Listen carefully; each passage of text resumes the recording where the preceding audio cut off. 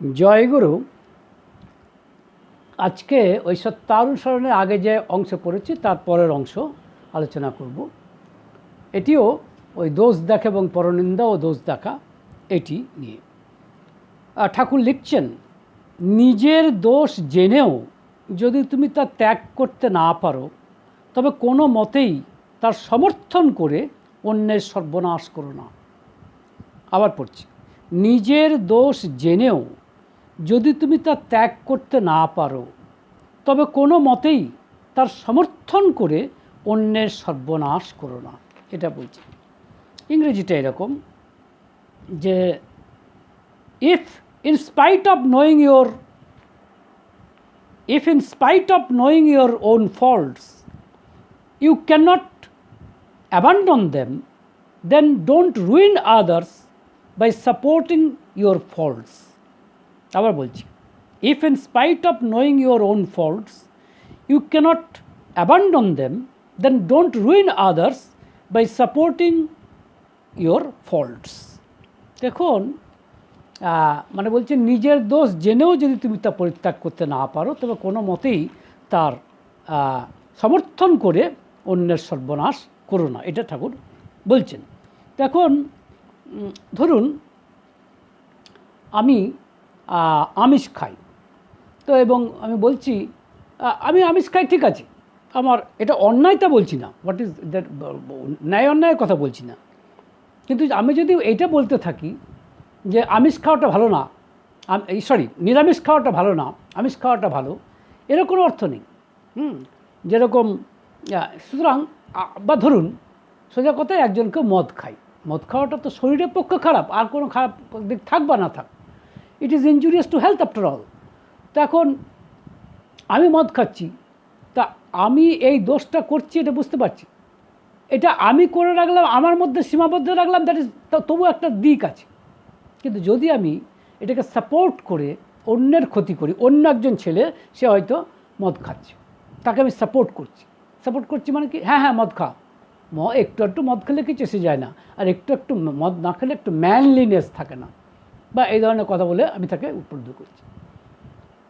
বা ধরুন কেউ রিচ খাবার খাচ্ছে দিনের পর দিন, আমি বলি এগুলো খেও না, আরে না খাও বলে আবার উপদেশ দিচ্ছি, যাই দেবে অঙ্গে তাই যাবে সঙ্গে, অর্থাৎ চারবাক দর্শনের বুলি কপচাচ্ছি। মানেটা কি?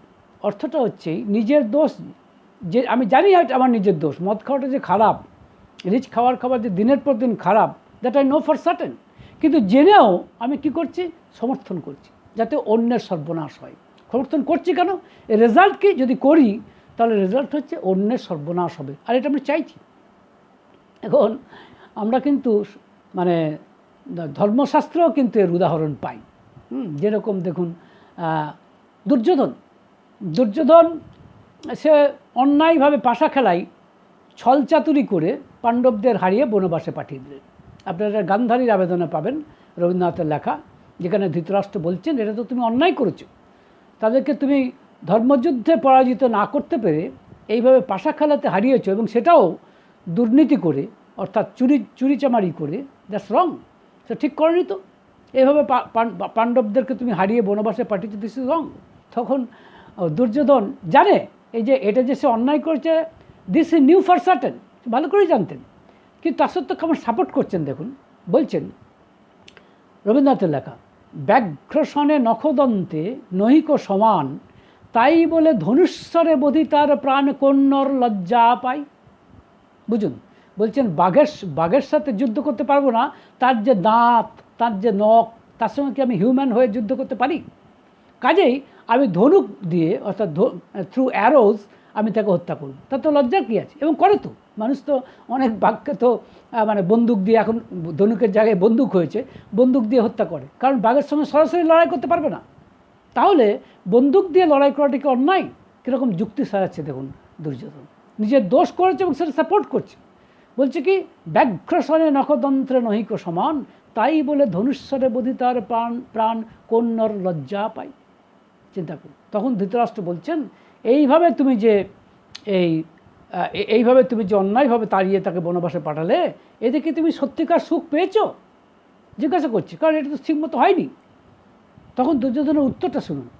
সুখ সুখ চাই নাই মহারাজ, জয় জয় চেয়েছিল, জয়ী আমি আজ। দেখুন কীরকম ইগো স্যাটিসফ্যাকশন তার দেখাচ্ছে, মানে অহংকারটাকে কীভাবে সে স্যাটিসফাই করতেছে। বলছেন সুখ সুখ চাই নাই মহারাজ, জয় জয় চেয়েছিল, জয়ী আমি আজ। দেখুন, এবং সমস্যা যে দুর্যোধন যে অন্যায় করেছে এবং এই অন্যায়ের ফলে যে কুরুক্ষেত্র যুদ্ধের মানে অবশ্যই সেটা ঘটে গেল, এবং নিজের দোষকে সব কিছুতেই সে শুনল না, এই যে সাপোর্ট করে গেল, এতে ক্ষতিটা কার হলো বলুন তো? ভীষ্মের ক্ষতি হলো, কর্ণের ক্ষতি হলো, দ্রোণাচার্যের ক্ষতি হলো, যারা আদারওয়াইজ অত্যন্ত মহান ব্যক্তিত্ব, তাদেরকেও কিন্তু এই অন্যায় যুদ্ধে লড়তে হলো, এবং তারা কলঙ্কিত হলো।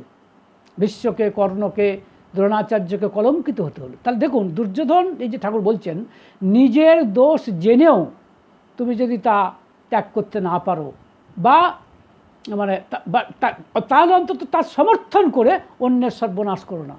দুর্যোধন তো ঠিক সেই কাজটাই করে ফেলেছে।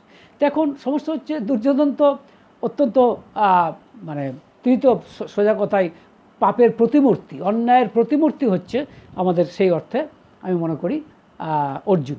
কিন্তু অনেক ভালো লোকও, যেমন অর্জুন, মানে দুর্যোধনের কথা বলছি আমি, দুর্যোধনের কথা বলছি। দুর্যোধন তো পাপের প্রতিমূর্তি, he is the very embodiment of sin, vice যাকে বলে, তার কথা বলি। এমনকি ভালো লোক অর্জুন, সেও কিন্তু ভুল করছে। শুধু সে ভুল করেছে কি, ভুলটা কি না, সে মোহগ্রস্ত হয়েছে। মোহটা কি, সে যুদ্ধ করতে এসে যুদ্ধক্ষেত্রে বলছে যুদ্ধ করব না, ক্ষত্রিয় হয়ে এই কথা বলছে। তো এটা সে ভুল করছে, কারণ সে মোহগ্রস্ত। এখন এইটা দেখে যখন বলছে যুদ্ধ করব না, তখন ভগবান শ্রীকৃষ্ণ তাকে বলছেন, মানে আপনারা দ্বিতীয় অধ্যায় দ্বিতীয় শ্লোকে পাবেন, কুতস্ত্বা কস্মলম ইদম বিষমে সমপস্থিতম অনার্যজ্যেষ্ঠম অসর্গম অকীর্তিম কর্ম অর্জুন। মানে বলছেন, বলছো কি, হ্যাঁ এইরকম একটা সময়তে তোমার এরকম এরকম একটা আশ্চর্য খারাপ চিন্তাভাবনা এলো কি করে, এই কথা ভগবান শ্রীকৃষ্ণ বলছেন। হ্যাঁ বলছেন, কারণ তোমার এটা মানায় না। হ্যাঁ কী বলছেন, ও Arjun, in this perilous place, এই বিপজ্জনক জায়গায়, whence has come to you this impurity entertained by, you see, unenlightened persons, মূর্খের মতো যারা এরকম, which does not lead to heaven, এটা স্বর্গে নিয়ে যাবে না, and which brings infamy, এটা তোমাকে অসর্গম অকৃত্রিম কর্ম অর্জুন, মানে এটা তোমার ক্ষেত্রে স্বর্গে তো নিয়ে যাবে না, এবং নিন্দা হবে তোমার। এটা ভগবান শ্রীকৃষ্ণ তাকে বলছেন অর্জুনকে, যে তুমি যুদ্ধ করতে এসছো, যুদ্ধ করো, কারণ তোমার সামনে ধর্মযুদ্ধ উপস্থিত, এবং তুমি ক্ষত্রিয় বর্ণের দিক থেকে, সুতরাং যুদ্ধ করার তোমার একান্ত প্রয়োজন। এবং এরকম একটা জায়গায় যুদ্ধ করতে এসে তোমার এই বদবুদ্ধি এলো কী করে, ভগবান শ্রীকৃষ্ণ বলছেন। কিন্তু এত সত্ত্বেও কিন্তু অর্জুন শুধু দোষটাকে ধরিয়ে দেওয়া সত্ত্বেও অর্জুন দোষ জেনেও সেটা সাপোর্ট করছে। কীভাবে সাপোর্ট করছে দেখুন, অর্জুন বাচ, এটা আপনারা দ্বিতীয় অধ্যায় পেয়ে যাবেন, আপনার 4 নম্বর শ্লোকে ভগবান শ্রীকৃষ্ণকে বলছেন অর্জুন, কথম ভীষ্মমহং সংখ্যে দ্রোণঞ্চ মধুসূদন ইষুভি প্রতিযৎ স্বামী পূজার হাবারিসূদন গুরুন হত্বা হি মহানুভাবান শ্রেয়ো ভক্তুম ভক্ষমপীহ লোকে হত্যার্থকামাস্তু গুরু নিহৈব ভুঞ্জীয় ভোগান রুধির প্রদিগ্ধান।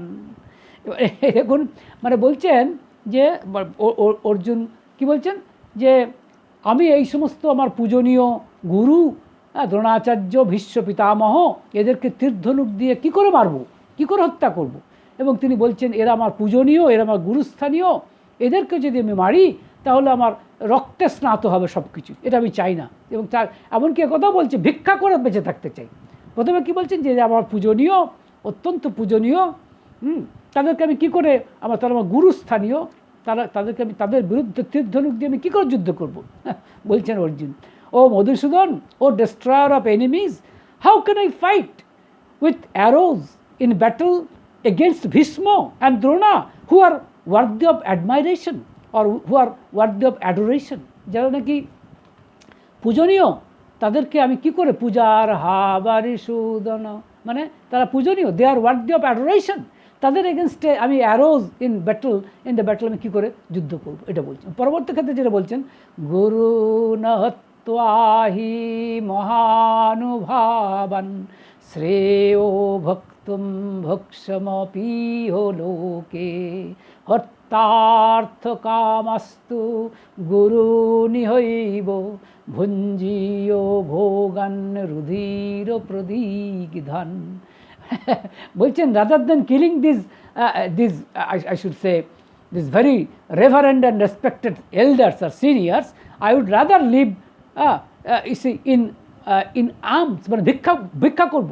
But by killing the elder we shall only be enjoying here the pleasure of wealth and you see desirable things drained in blood, এই কথা বলছেন, মানে রক্তে স্নাত এরকম হবে, এরকম বলছে। দেখুন অর্জুনের মতো লোকও সাময়িক ভুল কীরকম করছে, সুতরাং নিজের দোষ জেনেও সেটা সাপোর্ট করছে। সমস্যা হচ্ছে এখানে এখন এইটা দেখবেন, এইটা যে কত বাস্তব আমাদের বাস্তব জগতে, এটাও আপনারা ভালো করে বুঝতে পারবেন। দেখবেন আমাদের যখন ইগো, যখন আপনার অহংকার খুব প্রতিষ্ঠিত হয়, তখন আমি নিজের দোষ জেনেও সেটা সাপোর্ট করি, সেটাকে তো আমি ডিফেন্ড করি, মানে আই ডিফেন্ড হুইচ ইজ ইনডিফেন্সিবল, যেটা আমি ডিফেন্ড করতে পারি না সেটাকেই ডিফেন্ড করছি। This is the trouble with us, এরকম হয়।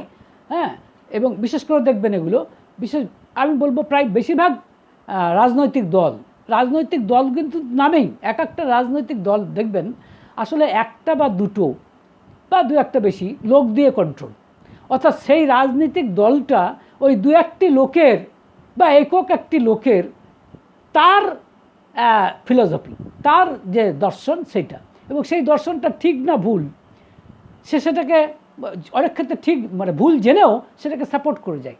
আপনারা লক্ষ্য করে দেখবেন এই যে বিশেষ একটি রাজনৈতিক দল বা যে কোনো for that matter most of the political parties কী হয়, তারা they are being control by either one or a couple of persons, that for sure. মনে রাখবেন সেই অর্থে কিন্তু রাজনৈতিক দল বলি তো এটা সবার দল, it's not like that, it is absolutely some person centric. এটা কিন্তু কতগুলো মানুষ দিয়ে এটি দিয়ে ঘটছে, দ্যাটস ফর শিওর।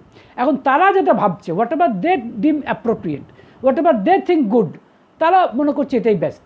তার মধ্যে ভুল হচ্ছে, অনেক দুর্নীতি হচ্ছে, অনেক ক্ষেত্রে হুলিগানিজম হচ্ছে, অনেক ক্ষেত্রে আমরা দেখছি লক্ষ্য করে বীরত্ব দেখানো হচ্ছে বা অহংকার দেখানো হচ্ছে বা ডিক্টেটরশিপ হচ্ছে। তারা সেটা বোঝে না তা নয়, not that they do not know it, they very much they know it very, they know it for certain, not only that they understand it very more than us, তারা আমাদের চেয়েও বেশি বোঝে, but still they have the compulsion to support their philosophies as much as possible, যাদের এটা একটা compulsion. কিন্তু সম্ভবত আমার ধারণা যদি কোনো মানুষ, যদি কোনো রাজনৈতিক দল তাদের ভুলগুলোকে সরাসরি স্বীকার করে, তার মধ্যে আরও ভালো কাজ হয়, তাদের প্রতি শ্রদ্ধা বাড়ে। কিন্তু তবু এই সমস্ত বাস্তববাদী রাজনীতিকে বলবো, তারা মনে করে নো, আমি যত বলে যাব ততই ভালো, আমার যা বলছি সেটাকে ডিফেন্ড করো, মিথ্যাটা বলে যাও বারবার। This is also a kind of, এটাও এক ধরনের strategy, this is also a kind of strategy to speak lies again and again. তাহলে কী হবে, তারা মনে করছে এই মিথ্যাটাই সত্য পরিণত হবে। সে মনে পড়ছে রামকৃষ্ণদেব বলেছিলেন যে দেখো, মানে এই যে আপনার কী বলে ওই মামিকে দেখে যে দেখো এটা মানুষ পাথরের সঙ্গে থাকতে থাকতে কেমন পাথর হয়ে গেছে, মানে কন্ট্যাক্ট ইফেক্ট এটা বলতে চাইছেন। এদেরও যেন সেরকম, এরা মনে করছে মিথ্যাটা বারবার বলতে গেলে সত্য হয়ে যাবে, তা কিন্তু হবে না।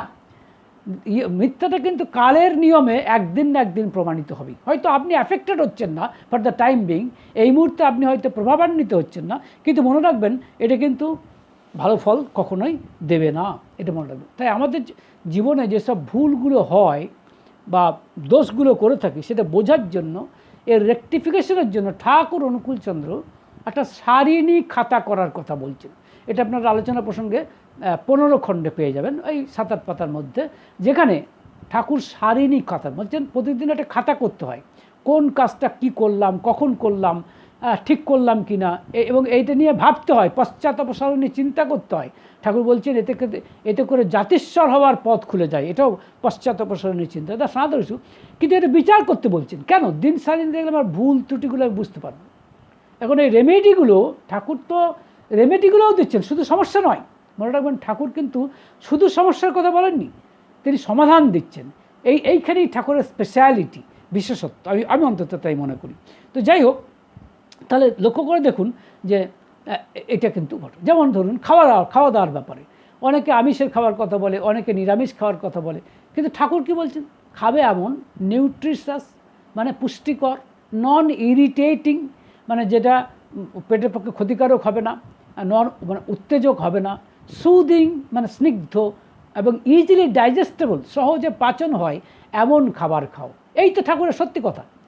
এখন কিন্তু আমরা কি করছি? আমরা ইরিটেটিং খাবার খাচ্ছি, ইরিটেটিং খাবার, নট ইজিলি ডাইজেস্টেবল খাবার খাচ্ছি এবং নট সুদিং খাবার খাচ্ছি, ফলত আমাদের ক্ষতি হচ্ছে। কিন্তু দাবি করে যাচ্ছি, বলে যাচ্ছি আরে কদিন বাঁচবো, আরে খেয়েই মরি, সে যাচ্ছি, দোষটা জানি এবং আমি তা সত্ত্বেও এটা বলে যাচ্ছি। এরকম বিশেষ করে যারা মদ খায় তারা নাকি এরকম বলে, আরে কারো অমুকের পয়সাই খাচ্ছি নাকি, নিজের পয়সাই খাচ্ছি, যারা একটা বিরাট বিরক্ত। আর মানুষ যখন বলছে this is injurious to health, it is injurious two even your self, তোমারই এটা ক্ষতি হবে। সো বি রেস্ট্রিক্টেড, বি রেস্ট্রেইনড, একটু সংযত হও, কিন্তু পারছি না। সমস্যাটা এখানে কী করবেন? তো এইটাই ঠাকুর আমাদের কাছে আমাদের এই ইয়েগুলো দিচ্ছেন। এবং আমি একটা ঘটনা জানি, বাস্তব ঘটনা, সেটা আমি যেহেতু শিক্ষক, একবার একটা মেসে ছিলাম, সেখানে বেশ কয়েকজন আমরা শিক্ষক ছিলাম, আমাদের এই ক্লাসমেট। তো একজন জয়েন্টের খাতা দেখছিলেন। তো সেই জয়েন্টের খাতা দেখে একদিন হঠাৎ একটি খাতা আমার চোখে পড়ে গেল। ও দেখতে দেখতে চলে গেছে অ্যাকচুয়ালি। তো সেখানে যা নাম্বার পাওয়ার কথা, ধরুন 10 নাম্বার আছে, ডেসক্রিপটিভ কোশ্চেন, সেখানে হয়তো আমি যেটা দেখলাম তার অন্তত 7 নাম্বার পাওয়া উচিত ছিল, কিন্তু তাকে দিয়েছে 3 নাম্বার। পরবর্তীতে সে যখন এলো, আমি আরেকজন আমার বন্ধু, তাকেও জিজ্ঞাসা করলাম, সেও দেখলো, আমরা একই সাবজেক্টের, সে দেখে বললো আমি হলে অন্তত 8 দিতাম। তা আমি হচ্ছে 7 দিতাম, আর আমার ওই বন্ধু 8 দিত, কিন্তু সেই বন্ধু দিয়েছে 3। তখন তাকে পরে যে আমরা জিজ্ঞেস করছি এরকম দিলি কেন? বলে আমি তো বুঝে শুনেই দিয়েছি। বলে কেন? আমি পাইনি, আমি কাউকে পেতে দেবো না। দেখছি এটাও কিন্তু হয়, আমার নিজের চোখে দেখা। যে ঠাকুর যে কথাগুলো লিখছেন না, এটা বাস্তব থেকে তুলে আনা কথা। তাই ঠাকুর বলছেন নিজের দোষ জেনেও তুমি যদি তা সাপোর্ট করো, তাহলে কিন্তু মানে যদি সমর্থন করে অন্যের সর্বনাশ করো না। এই যে একটি নিরপরাধ ছেলে, ছাত্র বা ছাত্রী যাই হোক, তার সর্বনাশ হয়ে গেল, এ আমার চোখে মানে এটা আমার নিজের চোখে দেখার। তো সুতরাং এগুলো কিন্তু আমাদের জানতে হবে।